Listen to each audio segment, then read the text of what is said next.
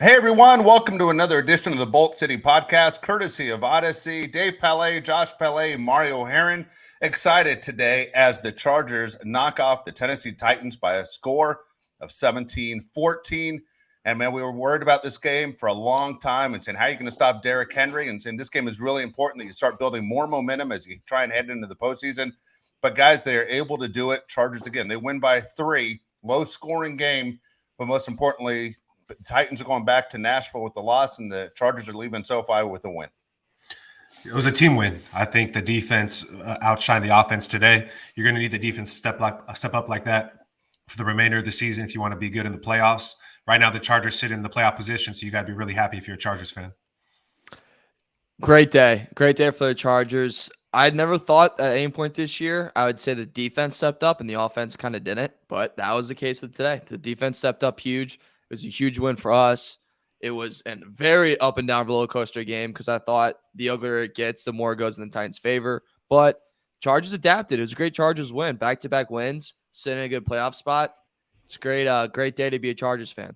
It was very strange watching the Chargers at the same time that the Raiders were playing the Patriots because we wanted help from the Raiders. I know it's very strange for Charger fans to go, man, I really hope the Raiders win today. But as they went into the game this afternoon, we all knew that the Patriots were ahead of the Chargers in the playoff standings. Well, the way the games were going, the scoring, the time of the game, it was almost a mirror match. I don't know, Mario, if you were watching the same way that we were watching. We're watching both games at the same time, and it was very strange. Like they would score at the exact same time, and they would take the lead at the exact same time, and it was just a little bit different. But everything worked out for the Chargers today. You know, they were able to pull off the win, but then the Raiders pulled off a miracle too, which put the Chargers in a great situation. And for the Patriots, it made their rest of their season extremely tough. Just to keep everyone up to date of where the Chargers stand right now, there's a 79% chance that the Chargers make the postseason now. A 79% chance. And so here's the interesting thing. We thought with the Chargers winning a Patriots loss, at least I did, that the Chargers would move into the 7th spot. Actually, the Chargers have moved into the 6th spot. Okay. So, Josh, what was the one team that you were worried that Chargers would have to face in week 1 in the postseason?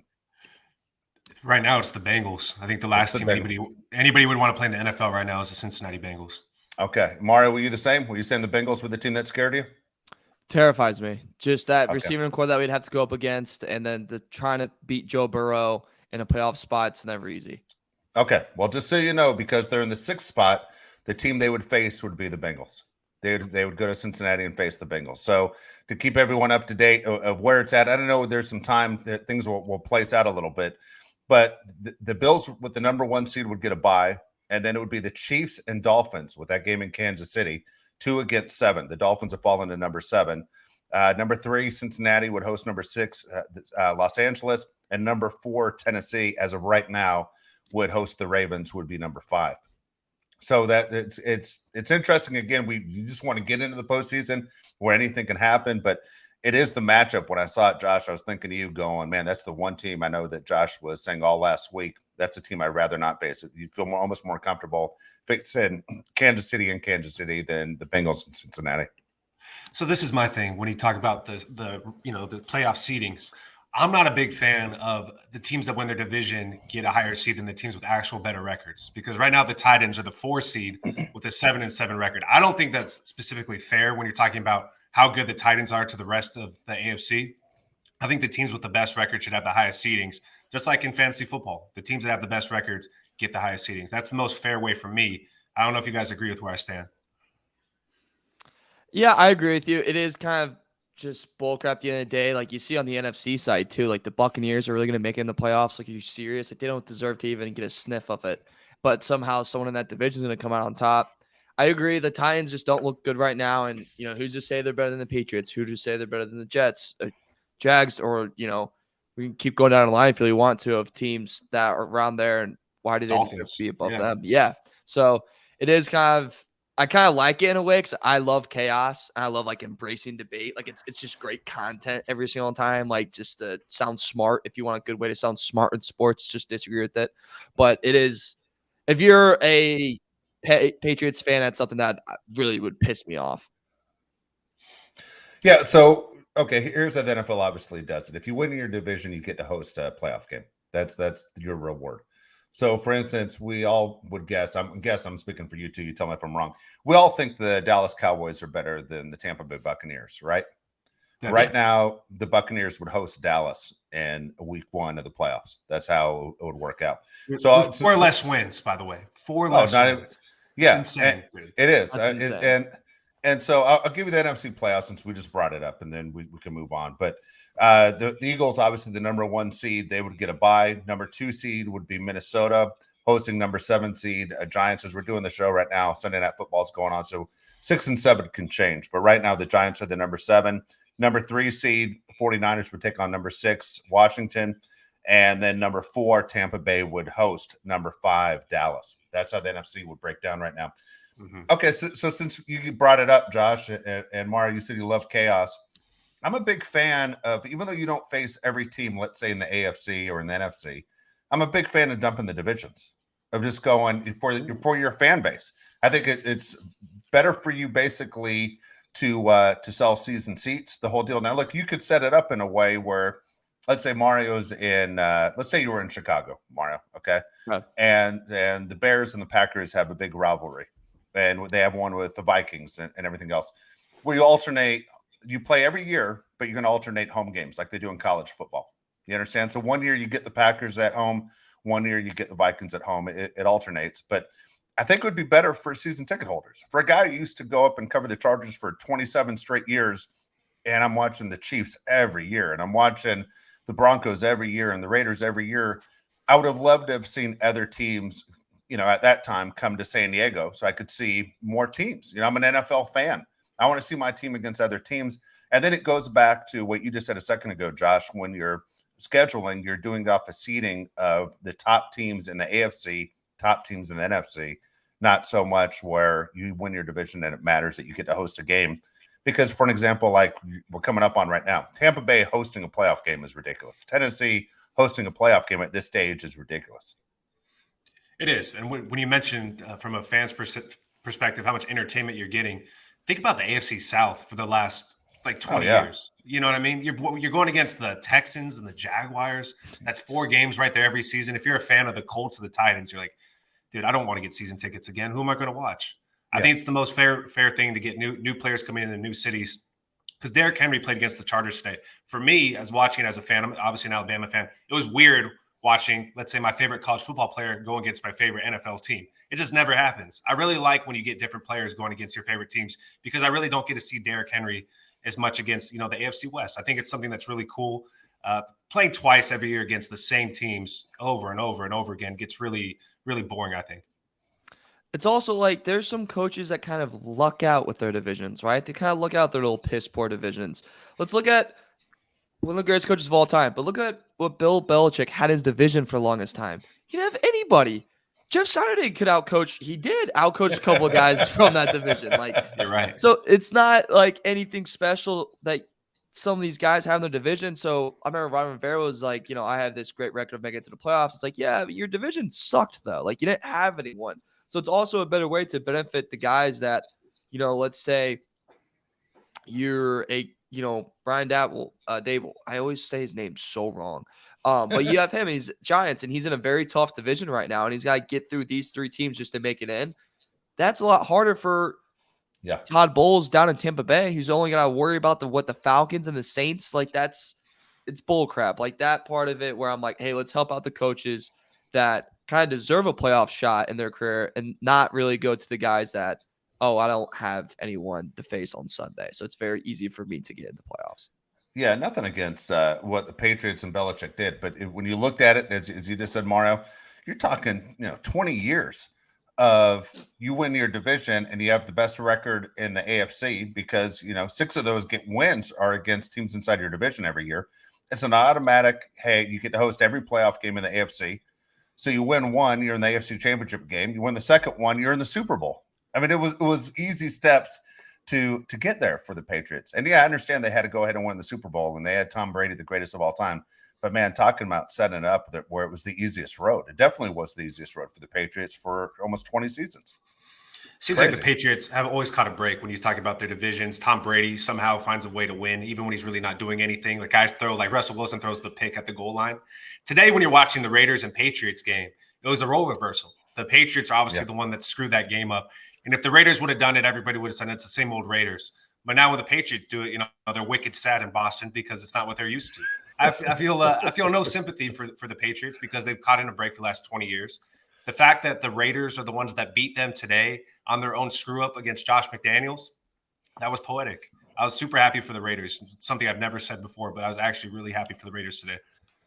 It was so. I remember watching that, and my dad goes, "That is so unlike Belichick and a Belichick team." I'm like, "Yeah, it is. Like you would never expect that to happen to the Patriots, and the fact that it did, it was just kind of mind blowing, and it was kind of funny to see Chandler Jones literally make Mac Jones eat turf in Las Vegas like that. Sorry, Mac Jones, that's the toughest look ever. You've had a really tough year. I always kind of thought you weren't very good though, but he's had a very tough year. Good. Thank you, Raiders. Raiders fans, we've been at war. YouTube comments, we've been at war. I'm not gonna wave the white flag. It's more we're we're World War One. Germany, we're playing soccer. You know what I'm talking about, that famous story? Yeah, that's what we're doing with the Raiders fans. We're playing soccer this weekend. World Cup. You guys gave us a win. We're in the playoffs. Right now, you guys are far away from the playoffs, but they put you on the graphic because they want to make you feel good inside. So we're at that little point right now, and the next week we can go back to hating each other. But thank you for today. I guarantee you, Raider fans who are leaving, Las Vegas, leaving the game today, we're saying it still doesn't make up for the Tuck rule, right? Yeah. I mean, Raider fans will say that was the beginning of the end of their franchise, was that crazy Tuck rule that where all of a sudden things turned around for the Patriots and everything for the Raiders seemed to go terribly bad. But overall, again, for the Chargers, they benefit from it. So it was absolutely fantastic. One of the smartest team in the league makes maybe the dumbest mistake in the entire year. It was kind of fun. Just like you said, it was poetic. That it was very strange. And Belichick, I didn't hear what he said to the media afterwards, but I was very curious to see what he had to say to the media of how did this happen to a team that is always prepared for every possible situation. And it was something I've never seen. I've watched the play, guys. I don't know about you. I've watched it at least 10 times. I cannot get over that a Patriots player threw the ball backwards 20 yards to be intercepted by a former Patriot who, as you said, stiff-armed Mac Jones and just made him eat dirt and run all the way back in. It was just so unbelievable. If it was in a movie, you'd call BS. The movie was good till the end. It just didn't seem right. I'm so fantasy football focused. The second Jacoby Myers threw that ball backwards and got picked off, I'm thinking somebody just lost their fantasy football playoff game because of this stupid play. That's the first thing I thought of. It didn't work. The guy was going against Adam, and I ended up losing by a couple points. Damn. Yeah, it's hard to lose when you're already down by 6. But anyway, 6. It's down by 4. Anyways, I want to turn back to the Charger game because obviously that's what we're most interested in. I want to start off with you, Martin. What's something that you had as like your biggest takeaway? You said the defense showed up. Obviously, that's something we all saw. Is there anybody else or any part of the team that kind of surprised you? I was really impressed that I think Chargers really got taken out of their game today. And by what I mean by that is I think Chargers are obviously a very high-powered offense that goes to, we're going to put up 20 very easy on you. It's going to be 20 above no matter what, 20 above no matter what. I think that's obviously like what we've seen from the Chargers this year. And when you think about that team, you think offense, offense. The Titans took away the offensive energy from the Chargers. They made it ugly. We talked about this last weekend. I think it's going to be a high-scoring game. Chargers going to go all over them. If you'd have told me Chargers would have scored 17 points and I asked if we're won or lost, I'd be like, we lost. We 100% lost. We lost 2017. We 100% did. But the fact of the matter that we won and got through that and beat a Vrabel team that doesn't give up, I think speaks volumes. I think the defense played extremely well. I thought the pressure on the quarterback was absolutely fantastic today. Sebastian Joseph Day stepped up in the run game too. I thought Mac didn't get a sack, but he was able to put a lot of pressure on the quarterback. Kyle Van Noy stepped up in a huge way. I mean, he got a sack, and he actually had forget who the player was for the Titans on the wheel route. Kyle Van Noy was suddenly J.C. Jackson, and I was like, this guy's playing freaking pass coverage. Like, that whole thing I was impressed by. I thought it was a fantastic win for the Chargers, and I don't know about you, Dave, but it made me honestly more comfortable for the playoffs knowing, hey, we can get out of our game and get forced to play a different game and still pull out a win. Yeah, for me, Van Noy was the one that stood out. It's interesting because Van Noy only had 5 tackles, but they were all big. And so you look at the sack, the tackle for loss, You look at Drew Tranquil, who led the team in tackles today with 10. Van Noy, everything Van Noy did was big in a big situation. One thing about Mike Vrabel teams, and we've talked about before, was their roster isn't great as far as star-studded players, but the Titans always come out with a tremendous amount of effort and energy. I thought the Chargers matched that today. I thought it was absolutely great that if the Chargers can play as hard as they did today and play like that the rest of the year, things are only going to get better. Yeah, when you mentioned the 17 points, a little bit of a disappointment.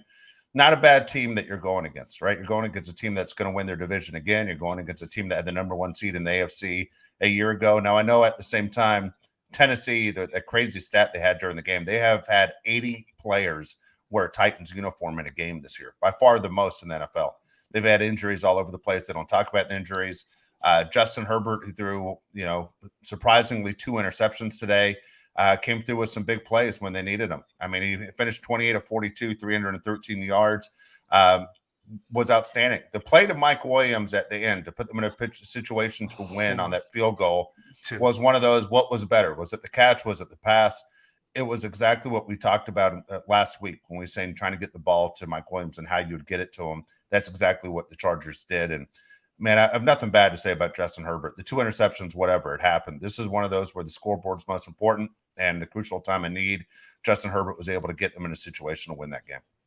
I feel like Justin Herbert throws a sneaky 42 passes in the game. Because when you look at the box score, you're like, at least I didn't feel like he threw the ball 42 times. I thought the ball was ugly like Mario. The game, was ugly like Mario said. I don't remember him throwing it that many times. The box score doesn't indicate how good he played. The throw to Mike Williams is just absolutely unreal. Mike Williams, credit to him, great catch. But like we said last show, 50-50 balls to Mike Williams aren't 50-50 balls. So you're going to expect Mike Williams to come down with that like he did. Biggest play of the game. That's what set up the field goal. But going back to the biggest takeaway, my biggest takeaway is holding our opponents to under 20 points in the last 2 games without Derwin James. Before these past 2 games, we couldn't have stopped anybody without Derwin James. Look back at the Chiefs game last year where Travis Kelce was running all over us without Derwin James on the field. The fact that the defense is playing so good without their unquestioned leader has been a huge positive for me. And honestly, to go on that defense, shout out Michael Davis. Yes. Beast. He's balling. Been an absolute beast. Had another great game today. Just to see that defense really step up. And we mentioned no Derwin James. I also love you know that guy just bleeds Charger football and loves his team. Dude, that guy's like running sprints up and down, just getting so pumped up, amped up for his team. Like, I freaking love that, dude. Like, let's get it going a little bit. I like that. That's good. Like, you need that for a little culture on your team. When you look at what the Chargers did today as far as even their offense, and yeah, it wasn't a lot of points. I understand people might get upset about things they want to nitpick about. The Chargers ran 66 plays compared to 53 by Tennessee today. So, you think about it, that's almost like 3 extra possessions that they're able to sit there and move the ball up and down the field. It's interesting when you look at, if I were to say to you guys, they're going to be 2 touchdowns scored in this game, what position do they come from? I don't think we would have said they both come from the running back position. Would you have guessed that they both come from the run and not at all through the pass? No, not at all. The Titans were 3rd against the run going into this game. They have Jeffrey Simmons, who's one of the best defensive linemen in the whole NFL. I would have definitely thought we'd be the pass, especially with all the injuries that the Titans have had. Definitely through the pass. Like I said, the Chargers threw it 42 times and not one of them ended up in a touchdown. Pretty remarkable. And also the Titans are going against Derrick Henry in practice. You'd think they'd be good against our running backs, a team that cannot run the ball. It's funny how things play out. Yeah, I would agree. I would have thought Keenan Allen had 2 touchdowns, and that's about it. I thought Eckler would not even sniff 50 yards. That was my league going through this. So I'm not going to expect anything of Eckler. He maybe will get 50 yards. So many people have asked me, how great is it to have Keenan Allen back on the field? I said, absolutely. We've been waiting for a long time. It makes a huge difference. I mean, for everything that we've said before about what Joshua Palmer actually becomes and what Mike Williams is, to have Keenan on the field, it feels like you have, your leader. Yeah. And I'm not sure Keenan looks at it that way and understands the importance of the factor, but I almost feel like, I would say he's like the dad of the team. But boy, when he's on the field, it is different. Keenan Allen, 8 receptions today. And every time he gets the ball, you feel good that Keenan Allen's on the field and you're glad that he's healthy again. But the weapons that they have, and for, people aren't aware of the box score, Keenan with 8 receptions, Mike Williams 4, Josh Palmer 5, Everett had 4. So, of course, they spread it around, but there are a ton of weapons out there for this Charger team as they move towards the postseason, this is exactly what you want. The question, guys, I get all the time is because you want everything perfect. You know, Derwin James, people assume Derwin James, when he's ready to come back, he'll be back. But the question is Bosa. You know, are we going to see Bosa this year? You know, what's the deal with Bosa? Will we see him? Does this team miss Bosa? Is that going to be another shot in the arm on the defensive side if Bosa's able to play again? Oh, absolutely. If the Chargers played half as good as they did today, getting to the quarterback, you add in Joey Bosa, I think we're a real hard team to go against. I'm going to compare the Chargers actually to another team that I watched yesterday. The Minnesota Vikings kind of go as far as Justin Jefferson takes them. They're one of those teams that just completely relies on one player. Dalvin Cook's a great player, but Justin Jefferson's on a complete different level. I kind of feel that way about the Chargers with Keenan Allen. The Chargers rely on Keenan Allen so much, and they have Austin Eckler as well. But even when Austin Eckler's balling, I don't think it matters in the wins and losses as much as Keenan Allen. It's pretty amazing how one player, not even a quarterback, can make such a difference in wins or losses. It seems like Justin Herbert just seems more confident. He's moving out of the pocket. He's throwing the ball a little bit more downfield when Keenan Allen's out there. I love the kind of confidence that Keenan Allen instills in the quarterback and the rest of the team. It's pretty remarkable for me to watch. I think the chemistry they have is just beautiful. It's like they know where they're going to be at the exact time. They know like where they want it. It's like I remember when LeBron James first went to the Cavaliers, and it's like I still got to know the perfect spot for the ball to be in Kyle Korver's hands. And I think that's exactly what Herbert and Allen's like. I know, you know, your man's on the inside. I know exactly where you want it. Right in the breadbasket. Like that connection they have is unbelievable. And I completely agree. When he's out on the field, it is a completely different ball game. And just something about Keenan Allen getting the third down catch, and he gets up and he's pumped up and the face mask is like above his nose. That just gets you riled up and goes, that's Chargers football. Yeah, no, I'm with you guys. So it's so many things to be excited about. Of course, the final score is most important. We all said it was, well, I shouldn't say that, all of us. Josh and I said we thought it would be a low-scoring game. It was even a lower-scoring game than what Josh and I thought it would be. Mario, were you surprised by the final score? I mean, did you expect that many more points, and where did you think they were going to come from? Well, when you watch that first drive, like I sat there and go, dude, this is going to be an all-day thing. Like this is going to be an unfair all-day thing, especially when Tannehill went out. I was like, okay, we're going to face Malik Willis all game. Malik Willis looked like he was pooping his pants out there. Told you. He was not ready to play. He's not ready to be an NFL quarterback. Chase Daniels, what happened, dude? Come on. yeah. It was literally that. But no, and I think we were texting about it too while we were watching the game. I was just expecting them to just unleash it downfield. I was like, this is the game where you can just really test stuff out downfield. And he did it not as much as I'd like to, just a little bit. I think they got a little too shy with it. But I was really expecting, I'm like, I think they're going to test it out. They're going to like it. And then from then on, they're going to kind of do what Tua was doing last week against the Chargers and going, just keep chucking it downfield. At one point, we're going to get some cooking and we're going to run with it. But, that wasn't the thing today. But a little disappointed about it, especially because I told people to take the over. So sorry to those people.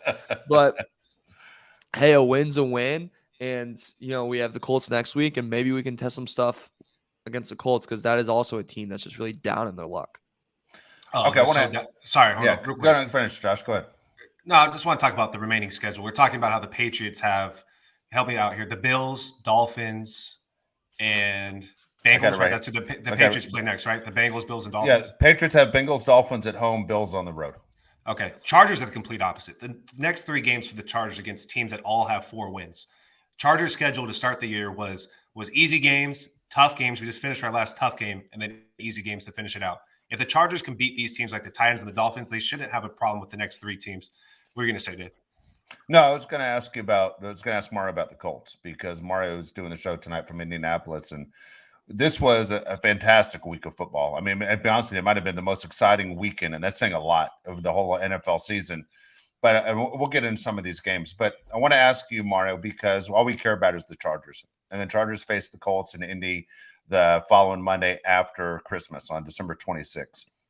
For the Colts, that was an amazing, heartbreaking loss. I mean, it's a lot easier to get blown out 39-0 and then go back home, I think, than to be up by 33 points and to lose 39-36 in overtime. I mean, it is like, we had it. Not only do we not have it, we completely embarrassed ourselves in front of everybody in the National Football League.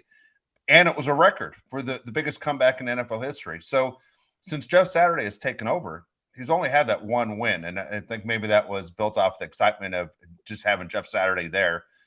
But for the Colts right now, what is the talk in Indianapolis as the Chargers are getting ready to take on the Colts? Like, is it like it's over, guys? Like it was a nice run. It wasn't even a fun season. Let's forget about 2022 as quick as you can. Or saying, guys, we're almost there. Wait till the Chargers get here, and we're going to teach them a lesson. Like, what's going on in Indy right now?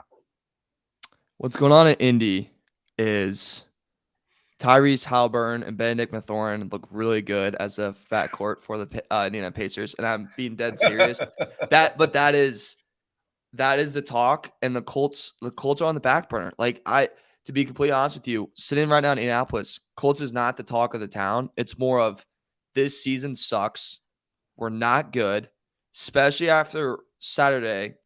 You see what happens when you hire a high school football coach to run your team. The mismanagement in that second half was unbelievable. It was so bad, it was beautiful. It was like an English bulldog. It's so ugly, it's cute. Like, it was so bad. And the temperature in Indy right now, it's just more of what quarterback are we going to look at right now? Is this going to be Will Levis? Is it going to be Bryce Young? Is it going to be CJ Stroud? And then it's like, okay, who are we going to trade for it? The whole attitude right now on the Colts is that we're giving up. The O-line's the highest paid O-line in the NFL, and they suck. You have a running back in Jonathan Taylor that had a fantastic year last year that hasn't really shown up. You have a wide receiver 1 that should be a wide receiver 3. And on the other side, you have Gilmore, who's still got amazing talent and still a lot left in him, but you're just pissing it down the drain so fast because you have nothing to do with it. The test right now and just the energy around the Colts is that it is so dead. It is dead. And I'm telling you right now, that stadium going into Monday night, that's not going to be a live stadium. That's going to be a very, I'm dead. This is 4-year-old Jimmy. Tickets were really cheap this year. He's never seen a Colts game before. So we're at the game. That's what's going to be, because it's going to be piss poor. The Colts are a dead team, 33-0. You say, I was thinking during the game, like, Jeff Saturday only wins on Saturdays when I was watching the game yesterday. And he couldn't even do that. The team looked like that was. It's funny because Jeff Saturday is the same guy that tweeted the Raiders can't manage the clock. Does anybody remember that? Then he beat the Raiders and he knew what he was talking about. He doesn't know what he's talking about. And I'm totally with the people that said Jeff Saturday shouldn't get an NFL team. He didn't put in any of the work. You have these guys that are this is a terrible term to use, but slaving away the hours and hours and hours of working behind the scenes in the dark as coaches, and they do not get the opportunity that Jeff Saturday got. Not even close to the opportunity Jeff Saturday got. It's not fair to the people that put in all this work to be head coaches and coaches in general. I don't feel sorry for him. I don't feel sorry for the Indianapolis Colts. I've always looked at them kind of like a smug franchise with an owner that speaks out too much. I hope the Chargers put them out of their misery. It's going to be a lot of kids at the game, like Mario said, that got Christmas tickets. Poor kids. You got to watch that crap. But they get to see Justin Herbert, so it's not going to be that bad. I tell you what, I was hoping you were going to say everything you just said, because I really don't care. I want the Chargers to have an easier road. And so for the Chargers, when you look at the games that are remaining on their schedule, 2 of them are on the road. One of them's at home. The one at home's against the Rams. You don't know what the fan base is going to be like. It might feel like 3 road games for the Chargers. So what? You got to win on the road in the postseason, right? We already know that they are not going to be hosting a playoff game. Get used to it now. Let's sit here and watch them ramp up towards a postseason run. I said last week on the show, I thought this is the beginning of the Chargers in a 5-game winning streak. I still feel that way. Colts, Rams, Broncos, Josh, you just said it. Teams that aren't very successful this year. The teams that are chasing with the Chargers, we want to make sure that they can get in. As I said, the Chargers have the best chance right now at 79%. Dolphins, no guarantee. Dolphins are 69% chance they're in. Packers, Patriots, Jets remain on their schedule. Patriots, Bengals, Dolphins, Bills, we just said, and the Jets. The Jets are a team that, as we spoke about it last week, kind of like in the Giants situation where they got off to a pretty good start and surprised a lot of people and wondering, is this the Jets' time? Well, the Jets take on a Jaguars team that has proven they can beat anybody, right? We saw even what they did to the Chargers. We've seen what the Jags can do and step up and get wins, and a big one today. But the Jets have the Jags, Seahawks, and Dolphins. Not an easy road right there if you're a Jets fan. And the last 2 games are on the road. To win in Seattle and win in Miami aren't going to be too easy for the Jets, which, again, makes things easier for the Chargers. So the team in Los Angeles, meaning the Bolts, have the easiest schedule to make that run to get in there. There's nothing like momentum, I think, guys, in sports, whether it's professional or high school. There's nothing like momentum. That's one of the things the Chargers can have going in. The way we feel about the Bengals, hopefully we feel the same way about the Chargers going into the postseason where they make this run. Yeah, I feel like the Chargers are definitely clicking at the right time. We said earlier the Chargers defense is really stepping up. The offense looks like they're building more chemistry with Mike Williams and Keenan Allen out there. You talk about the Patriots, Jets, and Jaguars, the three teams that are right below us. All three teams have one thing in common. They all have quarterbacks that were just drafted in the same draft class. I don't trust any of those guys to overtake the Chargers and make a push into the playoffs. None of those guys have the experience. Mac Jones probably has the most, and he has the worst roster in the NFL. The worst. That Patriots team, when you watch their games, it's pitiful, man. It's almost like watching the Denver Broncos saying, what the hell am I watching? There's nothing here. The Patriots are that bad. I have I don't like them either. I'm going to say that too. The Patriots, like the Colts and these other teams that have been good in the past, I don't like the Patriots. There's nothing cool about the New England Patriots. The Jets notoriously suck. The Jaguars notoriously suck. I have no reason to believe those teams are going to make a push in the playoffs. I feel really confident about where the Chargers sit.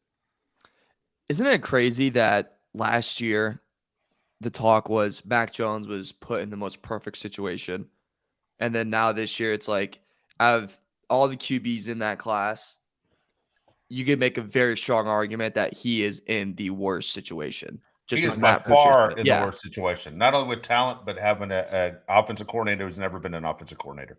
Yeah, by far. It shows, and it's brutal. It's crazy. It's just crazy that we've done that already. Yeah, and I don't know what Belichick is thinking, because Belichick was a defensive coordinator. I mean, he's always built his teams around defense because that's what he knows. That's what his buddy Nick Saban knows. Matt Patricia was considered a genius defensive coordinator. But Bill Belichick will tell you today in interviews I've watched him do where he says, I don't know first thing about offense. As much as you are basically, accustomed in your brain to stopping someone's offense, he says he couldn't put an offensive game plan together. Why would you think Matt Patricia could? If Matt Patricia's not supposed to be as good as you on the defensive side of the ball, why would you think he'd become a good offensive coordinator? I don't get it. I think there's two guys. I think they're smarter than what they are. I mean, I'm not saying Bill Belichick's not a genius, but the fact that you think you're such a great coach that you're going to put a guy that's never coached offense as your offensive coordinator because you think he can just get it done. Dude, he couldn't do anything with the Lions. That's when he was coaching defense. He was the head coach, but he's helping out the defense. But I'm going to put him on offense now because he's so smart. Matt Patricia's known as one of the smartest guys in the NFL.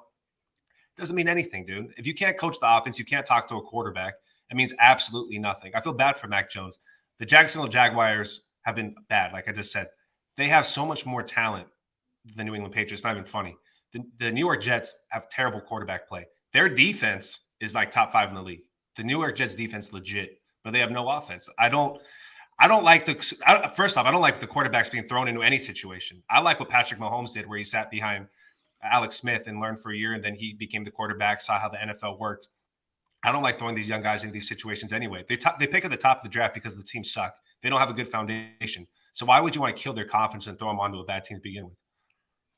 Yeah, it's like, have them play behind Andy Dalton for a year and learn a little bit something with Matt Nagy. That's like another worst recipe of all time.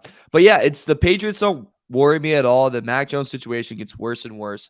The Jets is so weird to me I get supporting your teammate with Mike White. I love Mike White. Obviously a better player than Zach Wilson. But just like the t-shirts and everything too, where I'm like, okay, that just seems like you really do not have any confidence in Zach. And not only do you not have confidence, I don't think you guys really like him. No. I don't think you guys are really boys with him at all. And honestly, with the Jaguars, of all those teams at the bottom right now, so it's Patriots, Jets, Jags, Raiders, Browns, Steelers. Steelers aren't real. Browns, Deshaun Watson obviously needs a whole training camp and year in that system before we even really know what he is, scumbag, but before we know what he is. And then Raiders are out. Jaguars scare me just with how they've been playing in that front seven. Like Josh Allen and Trayvon Walker off the edge scares the living crap out of me. And suddenly Trevor Lawrence is looking like a pretty capable quarterback. So out of that group, if I would say the team that would bump up, that'd be scared for the Chargers, it'd honestly be the Jacksonville Jaguars. Just Jets. I'm not. The QB situation's weird. Williams isn't healthy, but the Jacksonville Jaguars are starting to put things together, and boy, that's creeping me out. All right, play the game with me then, real quick, okay? Because again, the team that wins the AFC South will be the team that goes to the postseason. Only one team's coming out of there, right? It's either going to be Tennessee or Jacksonville. 3 games remaining. If I'm not mistaken, Tennessee has a 1-game lead still over Jacksonville. So Tennessee has their 3 games remaining. Starting next Sunday, they have the Texans at home. Okay, they have the Cowboys at home, and then they have the Jaguars on the road to end the season. Okay, Jaguars have the Jets on the road, Texans on the road, then they have the Titans at home. I mean, it could have come down to the last game of the season to see which team goes ahead and wins this division. What do you guys think? Which is the team that comes out of the AFC South? The Titans. I think the Titans are the best team still in that division. That division sucks. That the AFC South and the NFC South are pitiful divisions. If you're going to pick the best, I'm just going to go with the best players, both sides. I'll go Tom Brady for the NFC South and Derrick Henry, even though he doesn't play quarterback for the AFC South. Derrick Henry led the Titans receiving yards today. That team sucks too. All these teams are bad, dude. Like really, really bad. I don't trust anybody in the AFC South, but I trust Derrick Henry. So if I had to pick one team from the AFC South to come out, I'm going to pick the Titans. I'm gonna go Jacksonville Jaguars, and here's why. I have my reasoning. Okay, Jaguars played Jets Thursday. It's a quick turnaround. Jets didn't have Williams playing. It's a quick turnaround for him to just suddenly come back and play. It's a quick turnaround for Mike White to come back and play. Jaguars look hot. Jets aren't the best right now. It's at Jets, which is a little scary, but I think Jags can win that game. I think the Texans upset the Titans. Texans have played teams tight to pass back-to-back weekends. Wow. I mean, look, dude, they played the Chiefs in the OT. They almost beat the Cowboys. They're playing teams tight, and that's a divisional game. The back-to-back weekends, you're playing 2 teams tight in a divisional game. You think Tennessee loses 5 straight? Wow. They Wouldn't could. surprise me. It's over, man. That's over. It's over for the Titans to lose 5 straight. That's crazy to think that a Mike Vrabel team would lose 5 straight. But who would have thought they'd lose 4 straight? Yeah, and it could happen, and then to end it all, you got Jags, Titans, and then it's at Jacksonville. Like that's dude. That's we always talk about. What do you need to be a good playoff team? You need a strong front 7, and you need like a QB that can just get you out of things. Trevor Lawrence is a QB that can get you out of things right now. The front 7 is pretty scary. I think it's the Jags that make it out of there.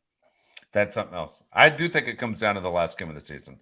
I think the Titans knock off the Texans. I think they lose against the Cowboys, and then they have to face Jacksonville. And I think the Jags are able to take care of the Jets and Texans, and then we'll face the Titans last game of the year. And I think it will come down to that game. I think it might be the most important game of the weekend will be that game, which is crazy to say. A division that nobody wants to watch, all of a sudden, everybody has to watch to see which team is getting in. I got a question. That's something else. Yeah. I got a question I want to ask you guys. If obviously we're biased because we're Charger fans. What do other teams think about the Chargers when they look at that playoff picture? If you're in Cincinnati, you're a Bengals fan, you say round one, first round of the playoffs, you got to face the Chargers. What's your feeling if you're them? Good, Maureen. I'll tell you what I think. I think there's worry because of Herbert, and you're going, okay, last weekend he sized up Tua pretty well against the Dolphins. And then this weekend, I'm just going to go by normal fan. I barely pay attention to Chargers, whatever. I'm turning to red zone. I see that amazing throw by Herbert to Mike Williams. I think, okay, this is a very talented quarterback who also can play in clutch time with talented receivers. I think they're worried. You got to be worried. I think there's worrisome too when you play the Bengals going, I'd rather have an easier game to start off the season. I mean, not start off the season, start off the playoffs than to face a tier 1 QB. So I think there is fear. I think there's fear going to the Chargers. I think if Bosa starts practicing again too, I think there's big fear of, I don't really want to play the Chargers at all. I don't think anybody wants to face the Chargers, Josh. And I'm kind of curious because we're on the West Coast, so we're catching everything, I think, from all over. The way football works if you're on the West Coast is you get up early and you start watching games, and then by the time you're completely alert and you're all into football, man, 1 o'clock comes around and it's still plenty of time left in the day and everything times out. We don't miss anything on the West Coast to pat ourselves on the back, meaning we never have to get to bed. Do you understand what I'm saying? Like, it's not one of those like, man, if I'm going to watch the rest of this Sunday night game or the rest of this Monday night game and be productive during the week, I got to go to sleep. It's never like that for us on the West Coast. We never have to worry about the clock. So we catch everything. I think if you're a football fan and you're dealing with Pacific time, man, it is easy and it's beneficial. So we're aware of the Chargers and the Niners and the Rams, whereas I'm not so sure people back east, whether you live in New England or Washington, D.C., if you're even aware of what the Chargers are, except when they get flexed into the Sunday night schedule and you watch and a half here and there. Because I imagine in your TV listings, Mario, the Chargers aren't the premium game in the regular afternoon on a Sunday. Am I right on that? Yeah, So no, you're right. So my point is, you aren't catching the Chargers for 17 games a year, the average football fan, average fan. So when I look at this Charger team, and honestly, I'm trying to say I'm not being biased on this. I know the talent that's on this roster. I think the team is going to get better as we get closer to the end of the year because I do think Bosa's coming back, and I do think Slater's coming back. And I know who Keenan Allen is. I might not know who Mike Williams is, and I might not know who Gerald Everett is. And I sure as don't know. I don't think anyone knows who Austin Eckler is still. I think Austin Eckler is the secret. Okay. Mhm. I'm looking at this team, and I think the teams that scare me in the NFL. All right. I'm going to go Bengals. I'm going to go the Chiefs because the Chiefs are the Chiefs. I'm going the Chargers. Those teams scare me. Even the Buffalo Bills because they have home field advantage. We saw that snow, what it did on Saturday night. I don't think people are scared of the Titans. I don't think people are scared of the Ravens. I don't think they're scared of Jacksonville come playoff time. And in the NFC, there are only two teams that are scary. That's Philadelphia and that's San Francisco. Otherwise, the Chargers, if you're being realistic, I think they're one of the most dangerous, scary teams that nobody wants to face. And you could put them in the same category, Josh, as I think the way people look at Cincinnati. We have a quarterback, you have wide receivers that can hurt you, and you have a team that can win on the road. Because playing at home for the Chargers at SoFi is not a home field advantage right now. Okay, I partially agree and disagree with you. I'll explain what I'm thinking. Let's go back to what you said about the games that people are watching. Okay, I live in Nashville, Tennessee, but I'm a Charger fan. I will never get a Charger game on TV. It just never happens. The 1 o'clock games, if you're in California, you have the Cardinals and Broncos. You can write that off as a terrible game. Nobody's going to be wanting to watch that game. Russell Wilson didn't even play. Then you have the Patriots and the Raiders. You got to think about those fan bases. People are going to watch the Patriots and the Raiders because both teams have so many fans, right? They're going to have a huge brands. Huge viewing. And then you're going to have Joe Burrow versus Tom Brady. People are going to watch that because it's Joe Burrow versus Tom Brady. Both teams are fighting for the playoffs. Then you have the Chargers and the Titans, two teams that don't have big fan bases. People forget about who the Chargers are. A lot of people know who Austin Eckler is, have no idea how good he is. You're thinking, is that Melvin Gordon's backup? Is that the same guy? Yeah, it's the same guy. He's a great player, but people don't look at him for what he is. The reason I think the Bengals and Chargers aren't the same is because of the big names that the Bengals have that people recognize. Joe Burrow became a superstar at LSU. Everybody knows who Joe Burrow is. Jamar Chase, same thing. T. Higgins was a stud national champion at Clemson. Then you look at the Chargers. Justin Herbert had the same situation where he's playing in the Pac-12 and people aren't really watching his games. Austin Eckler played D2 football. Keenan Allen, Pac-12 also. Cal. You don't have many guys on the team that are recognizable from a national standpoint and don't get the credit they deserve. So I think the Chargers are actually in a good position regardless who they play because people overlook, how good they are. The teams in the NFL obviously know how good each other are, but from a fan perspective, nobody ever has any idea how good the Chargers are. And that not just this year. That's when they had Phillip Rivers and LT and all these other guys. People never give the Chargers the respect they deserve. And to your point too, so I had a bunch of family over and we're watching the Chargers game, and my brother-in-law literally looks at me and goes, I really had no idea how good Eckler was until this year. I was like, yeah, he's an exceptional player. He doesn't get the attention that he deserves. He's like, yeah, it's just crazy to me that he doesn't get talked about with the other best quarterbacks and best running backs in the league. And it's like, yeah, because there isn't that spotlight on the Chargers. There isn't that attention. I think also too, just growing up in the Midwest and working on this network and hearing things, I think people also rely on the fact of Chargers are going to charge at one point and Chargers are just going to get hurt. That's what happens. The Chargers somehow get hurt. The injury bug somehow comes in and 5 starters are out before the first playoff game. So I think that's also the thing is people are like, all right, I'm just going to wait for the Chargers to charge it or for half the team to get hurt again, just like what's happening, honestly, in the years past. Yeah, I don't disagree. I mean, it is their history, right? This team has done this for a long time. This is a franchise thing. It doesn't matter who the players are wearing the uniforms. Whenever you say they charged it frustrates me because, we're rooting for this team to do extremely well and this organization to put something in the trophy case. But we use the word, charged it like it's the F word. You get frustrated, but it's what they've earned. We haven't just given them this stupid title. This is what they've earned. This is what they are. This is what the resume says.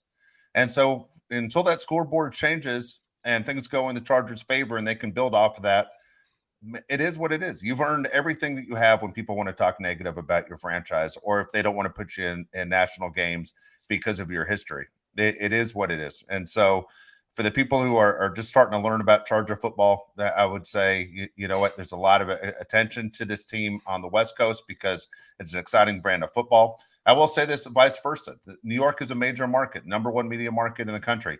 We do not get a lot of Jet stuff here, right? I mean, Josh, I will agree with me. I'm sure he's lived in California most of his life. We're familiar more with the Giants because the Giants have won Super Bowls during his lifetime. The Jets haven't won anything even during my lifetime.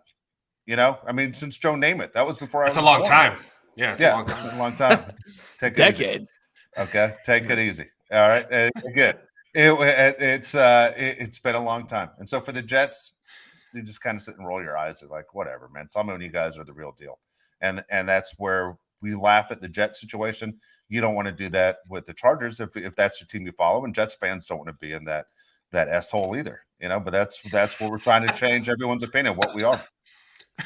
I've always looked at the Jets the way people probably look at the Chargers. Like, what's there? You know, they're never going to do anything. The Chargers have been their own worst enemy for as long as I can remember. So why even give them a chance until they prove themselves? I would love for the Chargers to prove themselves to these big time quarterbacks. Where the AFC is known for the big time quarterbacks. Chargers, if you want to win the Super Bowl, you got to beat 3 elite quarterbacks to win the Super Bowl. I want to see the Chargers do it. That's a great story too. Like going through 3 quarterbacks, like that's a 30 for 31 day, and that's a story that's gonna live on. And dude, Jets football to me is still Rex Ryan talking about feet in press conferences, and Mark Sanchez's butt fumble, or who are they playing when he's lined up as a receiver and the corner flinches at him. And Sanchez like, yeah, he like jumps. I was like, oh, dude, let's hang it up. God, let's get this guy out of here. That's what I think of for the New York Jets. I have a surprise for Dave, the old man Dave. Oh boy, big surprise. So we ragged on you. Yeah. We gave you a lot of crap. I told you to start betting on UNC basketball games so they would start turning your luck. You're right. Yeah. You're 9-5 right now. I'm 9-5. You're 9-5 right now. I almost cussed right there, but yes. You're 9-5. You go ahead and keep your hands over your face the rest of the show because you went against me on every pick. 9-5. 9-5. What do I have? And I have Washington. Do I have Washington as this game's going on right now? Washington -4.5 and Rams +7. I'm not doing good in Washington right now, but I still like my Rams. All right, there you go. If I finish 11-5, this is going to be fantastic. That's a huge turnaround for you. It is. It's a Christmas miracle. Christmas, yeah. That was the second best thing to happen to me today. Yeah, so if you go 11-5, see if I can do the quick math here, if I have it written down. Yeah, if you go 11-5, that's 17-25 and 1 that you'd be sending that. It's a huge turnaround. Wow. Good for you. Wow. Yeah. You don't care. I don't. Look, let me tell you something. 2 hours ago, I lost $500 on James Conner scoring a throwaway touchdown. So I know. whatever. That did suck by a couple points. Yes, I needed this. I needed a little bit of good news, even though I didn't put my money where my mouth is. That made me feel better. Thanks, Mario. Appreciate it. There you go. Welcome. Thanks. All right. You can be lying to me right now just so it can me feel bad because I was having a bad day. But okay, I'll take it. All right. We'll be back on Tuesday. Okay. We got it right here. We got the We'll be back on Tuesday. Start talking a little bit more about what's going on with the Colts because I am curious to break this game down. I tell you guys, it's a lot more fun talking about breaking down teams as we go into them thinking we're going to win this game. I mean, it's not so much a coin flip up in the air of what's going to happen. I'm really positive about what we're going to see the last 3 games of the season. I think this is going to be one of the teams that we see in the postseason that other people don't want to see. So I'm really excited about the Chargers and can't wait to start talking Chargers Colts as they get ready for the big Monday night game. For Josh Pele, Mario Heron, I'm Dave Pele. We'll see you next time on the Bolt City Podcast, courtesy of Odyssey.